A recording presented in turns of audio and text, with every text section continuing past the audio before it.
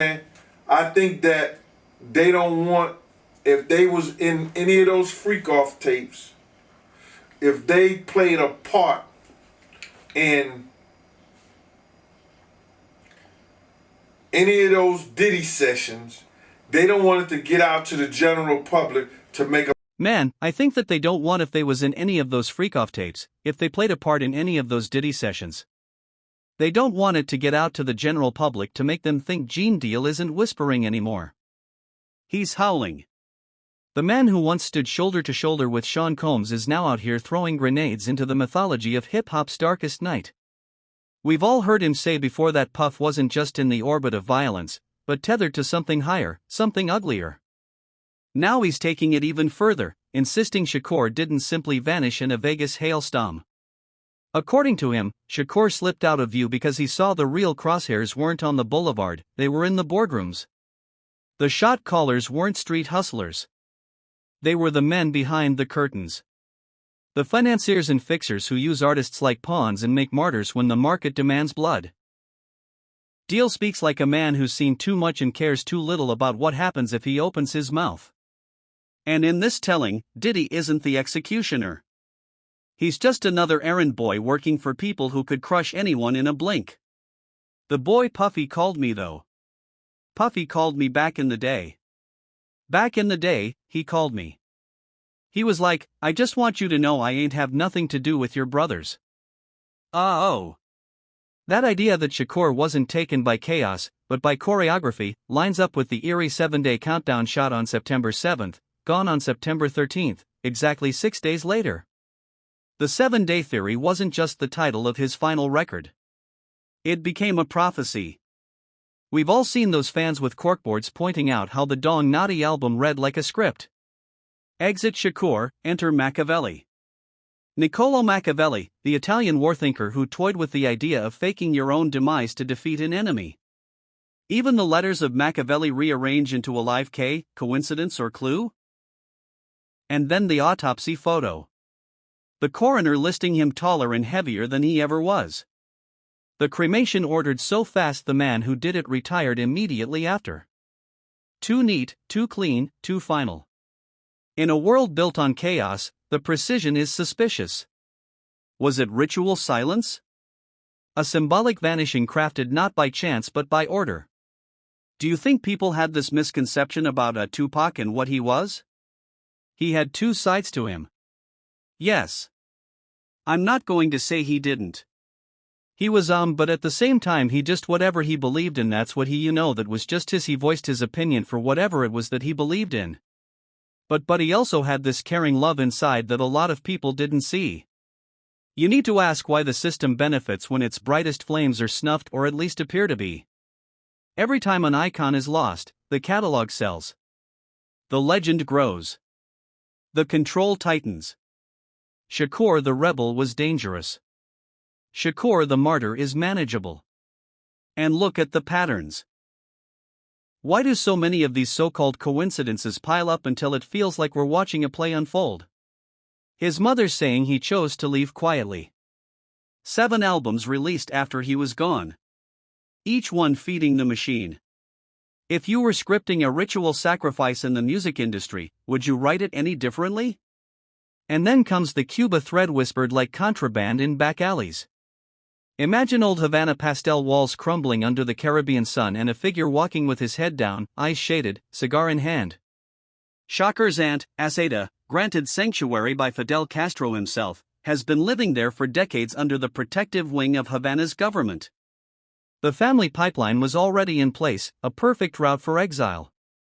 Michael Nice, another security man with ties to the Panthers, claimed flat out that he helped smuggle Shakur out, cash to hospital staff, a switch of bodies, a private jet lifting off like a prison break.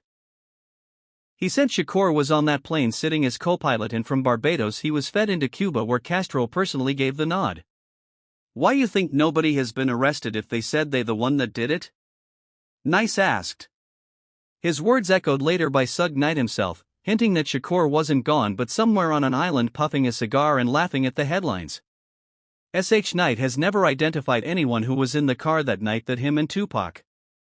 For years, locals in Havana claimed sightings of Shakur wandering the streets of Old Havana, a man who looked too much like him to dismiss. Photos circulate, doctored or not, of him posing with celebrities decades after his supposed end.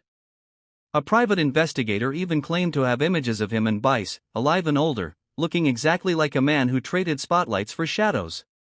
If Shakur knew he was on a list, if he understood the ritual wasn't just about silencing him, but about making an example. Running wasn't cowardice. It was survival. It was strategy. Better to disappear and live in secrecy than play sacrificial lamb for powers that nobody dares name. That's why them tires like that. That's what makes me lay a lot of suspicion on this. And here's where the Vegas hospital story sharpens like a blade. The secret switch rumor that in the emergency room after 6 days of public struggle, the real Shakur was quietly smuggled away while another body played his final act.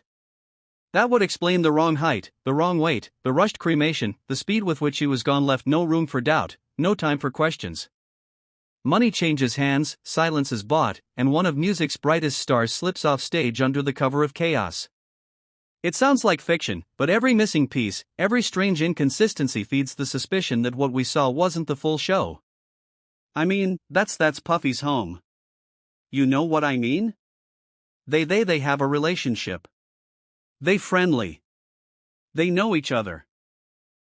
And that brings us back to Diddy, the man drowning in his own scandals today. He's been named in transcripts accused of offering millions to take out Shakur and Suge Knight. His name appears in secret interviews, in confessions, in whispers that refuse to fade away. But Gene Deal's claim reframes it. Maybe Puff wasn't the puppet master. Maybe he was the puppet. Maybe he was loud, flashy, reckless enough to take the fall. While the real owners, the ones with the reach, the ones who make people vanish, stay hidden behind the curtain. Because if Shakur went underground, it wasn't to escape one man's anger. It was to escape a machine that doesn't forgive, doesn't forget, and doesn't let his chosen targets walk away. As far as is he going to turn people in? Is he going to cooperate? If the federal government wants him to cooperate and they're gonna cut his time because right now he's looking at 15 to life with all the charges he had to. He won't get out till 70 years old. He about 70. That's when they start talking about letting him come to a halfway house. And now we're staring at the strangest pattern of all. The witnesses who vanish. We saw it in the 90s. Hospital workers who clammed up overnight. Bodyguards who promised revelations then wound up in headlines themselves. Insiders who teased evidence and suddenly weren't available for comment. Fast forward to today and prosecutors in New York are admitting that victim 3 in the Diddy trial can't be found. Not her, not even her lawyer. Think about that. A key accuser with very personal and explosive details on the eve of testimony and she evaporates from the grid. That's not a scheduling issue. That's pressure. We've been here before. The night Shakur was rushed into the hospital, nurses and staff talked to reporters off the record. Then silence. Nobody wanted to go on record and those who did regretted it. Michael Nice, the ex-security officer who claimed to have video proof of Fidel Castro's blessing for Shakur's exile, dropped his bombshell and was reported gone within weeks. How many phones get disconnected right when the truth is about to dial in? There's no punishment if they detected by the rogue, the judge. And here's the question that keeps ringing louder. Who benefits when those voices don't make it to the stand? Every time a thread starts to unravel, someone cuts it. It happened in the aftermath of Vegas. It's happening in the middle of this federal case. When the loudest witnesses go quiet, the only stories left are the official ones, the ones that never explain the holes. We're not saying the missing names are connected to the same hands that orchestrated the hospital silence back in '96. But we are saying the choreography looks familiar. And that familiarity should scare us. Was the incentive just revenge or was the incentive for that supposed money that Puffy supposedly put up? Let's talk money because at the heart of this saga sits a bounty that reads like a wire transfer that never cleared.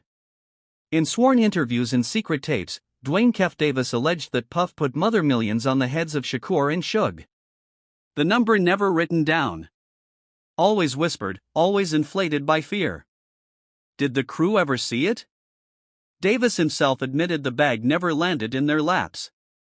Instead, the word on the street was that Eric Zip Martin, the middleman, pocketed the cash. If true, then the shooters didn't just pull the trigger for loyalty. They pulled it thinking a payday was coming. And when it didn't, what we're left with is a financial thriller.